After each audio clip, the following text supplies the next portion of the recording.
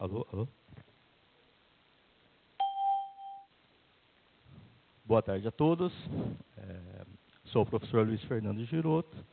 Tenho estabelecido uma certa liderança em torno do conceito da faculdade municipal, que eventualmente pode ser criada, e a audiência ela compõe um passo importante dentro do princípio da gestão democrática, para que, eventualmente, o executivo possa dar sequência ou estudar o caso em todos os detalhes.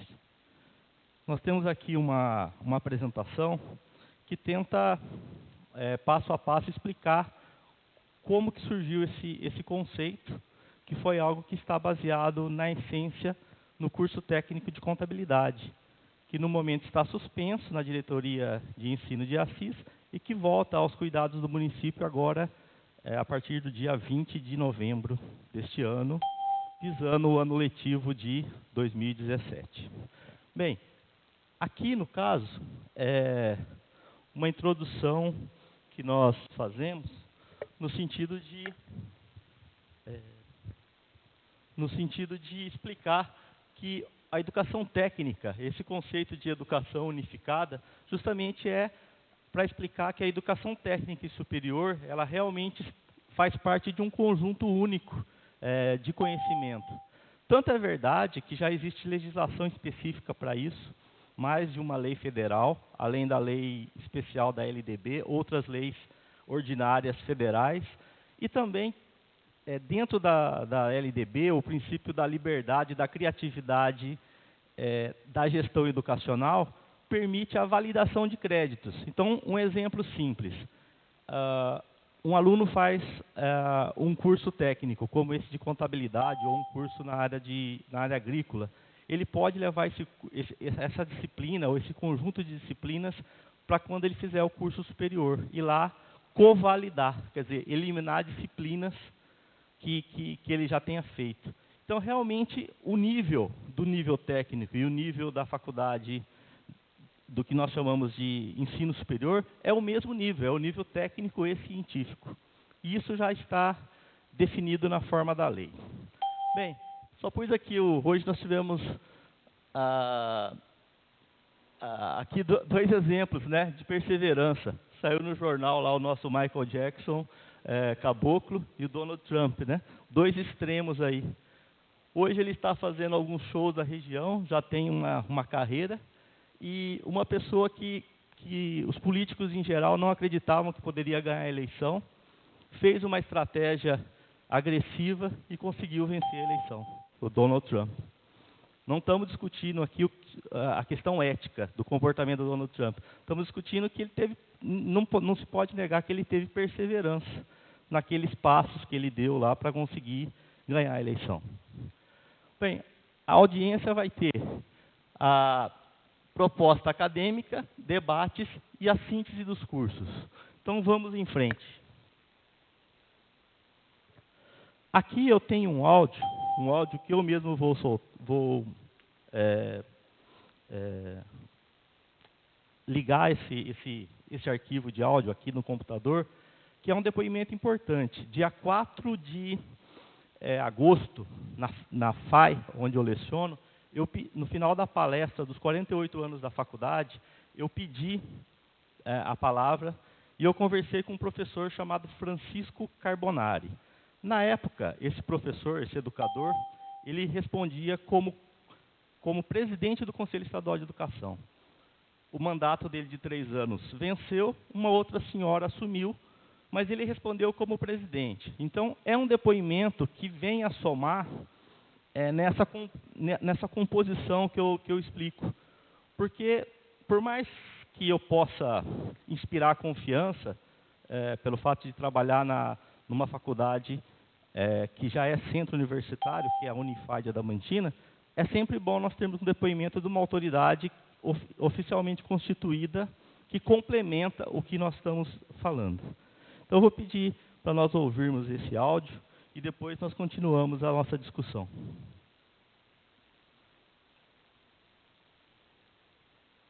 Muito obrigado pelas palavras, professor doutor Wendel Kleber Soares, diretor-geral do Centro Universitário de Adamantina, Unify. Antes de passarmos então o microfone ao professor Francisco José Carbonari, apenas para que todos aqui presentes possam conhecê-lo, um breve currículo. O professor Francisco José Carbonari é filósofo e professor de filosofia em pós-graduação na área de Filosofia e História da Educação pela Universidade Estadual de Campinas.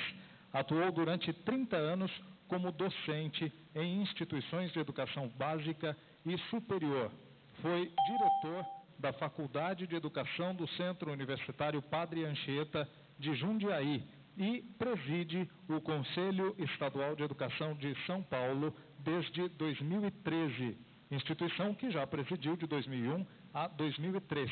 É consultor para a área educacional da Fundação Maria Cecília Souto Vidigal, membro do Conselho Curador da Fundação Padre Anchieta, Rádio e TV Cultura, foi secretário municipal de Planejamento e Meio Ambiente e secretário municipal da Educação em Jundiaí, autor de publicações diversas relativas à gestão e formulação de políticas públicas na área de educação. Com a palavra, então, professor Francisco José Carbonari, palestrante da noite. Uma salva de palmas mais uma vez. Muito bem, queremos agradecer, então, ao professor Francisco José Carbonari pela sua exposição. E nós deixamos aberto, então, para perguntas, questionamentos sobre o assunto. O professor está à disposição para responder. Boa noite, professor. Boa noite a todos. É o seguinte, professor. Lá em Cândido Mota, nós temos um curso técnico de contabilidade que foi criado em 1985, antes da Constituição. E eu discutindo com alguns amigos e com a experiência da FAI, que eu sou professor aqui, embora esteja vestido hoje meio de aluno, mas eu percebi que a LDB ela tem uma possibilidade de validar os créditos dos cursos técnicos nos cursos superiores, em disciplinas, né, obviamente. Então aí se estabeleceu também, através de uma lei federal, uma divisão mais clara entre o que é a educação básica, que acaba ali no colegial, né, no antigo colegial, no primeiro, segundo e terceiro colegial, e o que não é mais educação básica, que são os cursos técnicos, tecnológicos e toda a gama de cursos superiores. O senhor acredita que esse gene, esse DNA de curso superior, do curso técnico de contabilidade, se for articulado nesse contexto da expansão e do fundamento social da expansão, pode gerar lá em Cândido Mota uma instituição municipal de educação superior? Meu nome é Luiz Fernando. Tá, então, Luiz, em tese sim. Em tese sim. O que precisaria ver é como foi constituída a instituição municipal que é mantenedora desses cursos de contabilidade que você tem lá. Se foi uma fundação municipal, se é uma autarquia, pois não. Não, a prefeitura foi na iniciativa privada e comprou uma escola com a finalidade, estou sendo sincero, né, com a finalidade de promover a educação básica. E veio cursos até supletivos e fundamental. E veio no pacote, digamos assim, na porteira fechada, veio o curso técnico de contabilidade.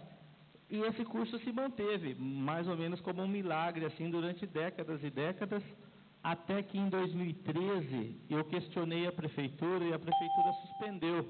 Ela foi na diretoria de ensino em Assis e pediu a suspensão por 3 anos e vence agora em novembro de 2016.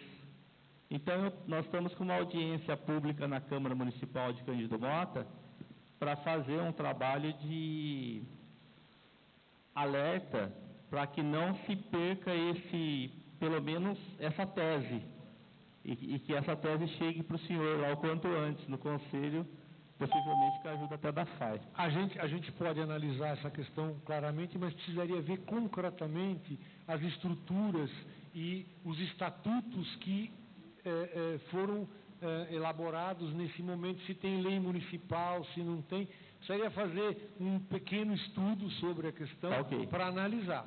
Tá certo? Tá bom. Se você precisar do conselho, a gente está à disposição lá, pode procurar que o conselho tem esse papel, inclusive. Eu vou contar com a direção da FAI, porque acredito que por eu ser professor da FAI, então eu posso encaminhar para a direção da FAI e a FAI pode cuidar disso. Tá ótimo. Tá bom? Tá bom. Muito obrigado, professor. Obrigado, senhor.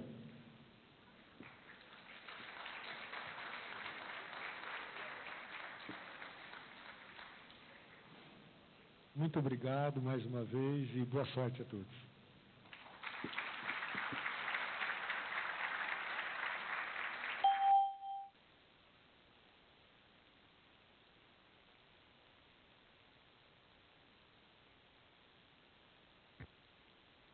Essa situação que vocês ouviram agora foi uma situação assim que aconteceu dia 4 de agosto. Então foi um momento que eu tive assim a intuição de fazer a pergunta e eu acho que gerou um conteúdo mínimo de orientação.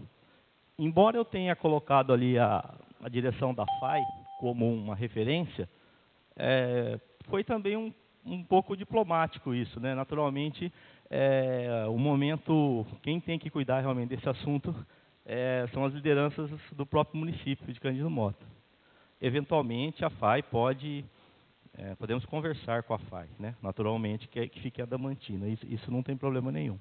Então, na sequência, o que eu gostaria de expor mais para esclarecer? Eu acho que o áudio em si mostra, como o professor falou, professor presidente, na época presidente do conselho, que existe um caminho, né? Existe um caminho para discutir isso no conselho estadual, e isso vindo de uma pessoa que naquele momento seria equivalente ao ministro da Educação, né? O que nós temos, o que é o Conselho Estadual de Educação? É o órgão delegado do MEC, que no estado de São Paulo, ele tem o foco de coordenar, supervisionar, regular as faculdades municipais e estaduais. No caso, as municipais podem até ser universidades, não precisam ser faculdades somente integradas. Então, é o órgão máximo em educação, um órgão ligado ao governo do estado de São Paulo, um órgão do Poder Executivo, que delibera, que normatiza, delibera sobre educação, sobre cursos técnicos e superiores. Então, eu vou continuar a exposição da forma mais ágil possível, e aí nós podemos depois discutir complementarmente. Bom, aqui no caso, tem algumas ilustrações aí sobre a associação, né, a associação de instituições municipais, a IMES, que já são por volta de 30 escolas municipais no estado de São Paulo.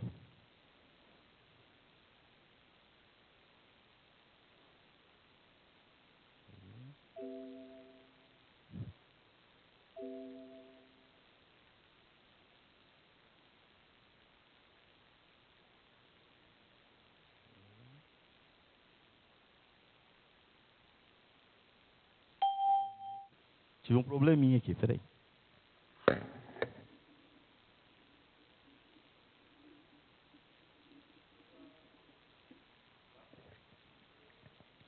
Passou lá? Peraí. Então o que eu estou vendo aqui não é o que está lá.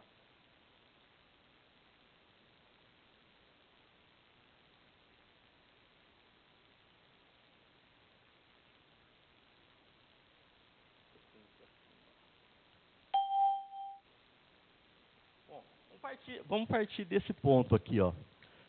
O que aconteceu lá quando eu falei que o município conquistou esse curso técnico? Foi através de uma compra. Lá na prefeitura eu tenho cópia comigo, desse contrato de compra e venda. Houve uma compra, na época isso era permitido, essa compra direta, dessa escola, que estava a foto no slide anterior, a Helena Pupim Albanês. E dentro dessas instalações físicas, né, do prédio, do terreno, veio um conjunto de cursos, um pacote de cursos. Então, tem um contrato datado de 9 de janeiro de 1987. Por que essa data é importante? Em janeiro de 1987. Porque nós sabemos que em 1988 veio à tona, né, foi promulgada a Constituição Federal, que no seu artigo 206 tem lá a proibição de se cobrar mensalidades, né? Você não pode mais cobrar mensalidades, a não ser que você tenha essa raiz, essa origem da instituição anterior à Constituição, no caso, em 1987. Então, qual que é a ideia principal? A ideia principal é levar para o Conselho Estadual essa proposta de credenciamento de uma autarquia da mesma qualidade da FEMA, da FAI de Adamantina, da FEMA de Assis. Esse credenciamento significa o seguinte, que esse curso técnico de contabilidade, significado prático, pode ser cobrado mensalidade. Não estamos falando se essa mensalidade vai ser de R$ 49,00 ou se vai ser... Não estamos falando em valor, estamos falando de cobrança. E como existe a transição hoje, a legislação está clara em relação a essa integração técnico superior, até se vocês observarem, eu coloquei alguns símbolos, logotipos da ETEC, FATEC, né? Que é justamente onde você consegue visualizar isso assim, de uma forma prática, né? Tanto isso é real, que não só está na lei, do ponto de vista da legislação que a gente lê e interpreta, está na constituição física das escolas. Você tem hoje escolas funcionando assim. Chega ao ponto de, em Marília, você ter FATEC e ETEC junto, né? Você não precisa ter o prédio da FATEC e o prédio da ETEC. Você tem as duas no mesmo prédio, né, unidas numa mesma instalação. E até é um princípio de economia. Então, esse aqui que é o fato principal, que permite, por exemplo, a proposição de cursos em Cândido Mota, não só num regime de convênio com a FEMA. Porque o que é permitido hoje? A FEMA tem cursos lá, por exemplo, o curso de secretariado executivo.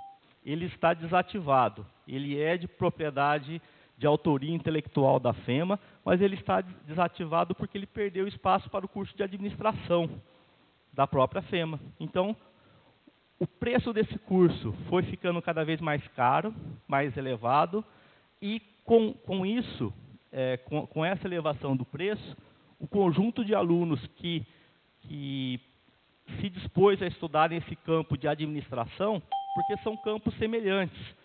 Se nós pegarmos as disciplinas, a proposta de curso de administração de empresa e a proposta de curso de secretariado executivo, vai haver praticamente uma sobreposição, uma equivalência, né? Tanto que você pode transferir alunos de um curso para o outro. Então, praticamente é um curso de administração com uma ênfase interessante, que é a ênfase da língua estrangeira. Porque nós temos aqui um dos cursos mais famosos de secretariado executivo, acontece na Universidade de Londrina, Estadual de Londrina. E você tem dentro dos cursos o estudo de idiomas, além da língua portuguesa, mais 1 ou 2 idiomas. Isso vai da capacidade de oferta da... Lógico que não precisa oferecer 2 idiomas estrangeiros de uma vez. Você pode oferecer um para consolidar, para, digamos, o inglês, por exemplo, ou o francês, ou o italiano. A escola que vai decidir isso conforme a demanda que ela tem. Então, são 2 caminhos, então, que eu gostaria de contar para todos vocês. Um é o convênio com a FEMA, quando a FEMA se encontra numa situação seguinte: ela tem vários cursos. Alguns desses cursos, com o tempo, como o reajuste... Eu estava com o diretor da FEMA e nós chegamos à conclusão, e ele achou essa análise razoável. Quando há remarcação do curso ano a ano, e os cursos são parecidos, um curso acaba prevalecendo sobre o outro, por uma questão local de Assis. Então, é o que aconteceu, por exemplo, com o curso de matemática. Eu citei o secretariado executivo, mas tem o curso de matemática. Esse curso de matemática foi outro curso que pode ter acontecido isso. O curso custava 150, 190, foi para 230, foi para 400, foi para 390, foi para 470. Chegou num ponto que o público que gostaria de fazer matemática, digamos assim, no contexto de Assis e região, não conseguiu pagar mais. Parou de formar turma. aí eles pararam de oferecer, né? Até nem caracteriza a demissão do professor isso, né? Você dispensa o professor por culpa do mercado, não é por culpa do professor e nem por culpa do empregador. Quer dizer, é uma situação de contexto. Então, o que eles fazem? Não há o número de alunos suficiente para pagar o curso. Diante desse fato, o curso não é oferecido aquele ano. E, normalmente, a situação se repete. Lá na Faculdade de Adamantina agora, o que aconteceu? Depois de uma época em que não foi oferecido, eles voltaram a oferecer o curso de matemática. Está aqui o panfleto deste curso, né, do curso de matemática. E levantando os indicadores do censo federal, somente 27% dos professores hoje que dão aula de matemática no Brasil são graduados ou pós-graduados em matemática. Então, é uma situação que chama atenção, né? Está faltando professor de matemática. E, nesse sentido, há uma aplicação da matemática no campo assim, empresarial. Necessariamente, quem se gradua em matemática não precisa ser professor. E quando lá em Adamantina, o professor Carbonari, que fez conversei com ele sobre isso e gravei, ele acabou falando uma situação muito interessante, que depois eu posso disponibilizar esse áudio na íntegra para quem quiser ouvir. Ele falou sobre a situação da competência. Então, além do diploma hoje, a situação de mercado é tão competitiva que para a empresa vale mais quem sabe, quem tem conhecimento. E ela acaba, muitas vezes, ele citou o campo da computação. Se você tem alguém graduado em computação, mas que não sabe programar, não sabe fazer programas de computador, e tem uma outra pessoa que não tem o diploma, mas sabe, isso significa que alguém vai ser contratado pelo conhecimento e não pelo diploma. Bom, você fala, professor, mas qual é a contradição aí que existe? Quer dizer, você está propondo para fazer uma escola para fornecer diploma, e o que vale é o conhecimento?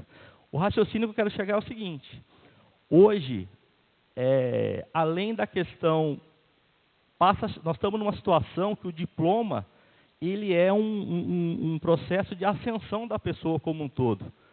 Agora, ela graduada em matemática, ela pode trabalhar na área financeira. Uma pessoa, então, o título, né? Antigamente nós tínhamos essa vinculação. Não, você se formou em matemática, você tem que dar aula de matemática. Você se formou em secretariado executivo, você vai ser um secretário. Você pode ser um empreendedor, você pode abrir uma empresa. O que vai acontecer com essa pessoa quando ela passa por uma experiência de educação técnica e superior? Ela vai começar a ter uma bagagem cultural, uma vivência social, que ela acaba se adaptando em qualquer situação, como empregada, como um funcionário, como empreendedor. Ela pode prestar o concurso público ou atuar na iniciativa privada. Então, isso, nessa sociedade do conhecimento que nós estamos vivendo hoje, o que vai contar é nós termos a instituição superior, nós temos os cursos. Esses cursos não deram certo na FEMA. Ótimo, melhor para nós. Porque não deu certo, pode dar certo aqui. O curso de jornalismo, embora eu não tenha conversado sobre essa possibilidade, eu conversei só sobre essas duas possibilidades, que foi o secretariado executivo e a matemática. O curso de jornalismo é outra situação que inspira esse tipo de pensamento. Você pode, a partir do jornalismo, qualificar uma pessoa para ela ser, por exemplo, um ótimo vendedor, para ela ser um consultor na área de cultura, na área de educação. Não significa que, se Cândido Mota um dia tiver 40 alunos de jornalismo, esses 40 alunos vão criar 40 empresas jornalísticas, né? No estilo dos jornais que nós temos aqui. Então, é importante nós perdermos essa noção assim, que aquele diploma com aquele nome vai vincular a pessoa a uma situação fixa, né? Dela ter que seguir necessariamente isso. Como eu estava comentando com o Roberto agora, né? A questão da legislação. A legislação é ampla, então ela dá margem a muitos caminhos, né?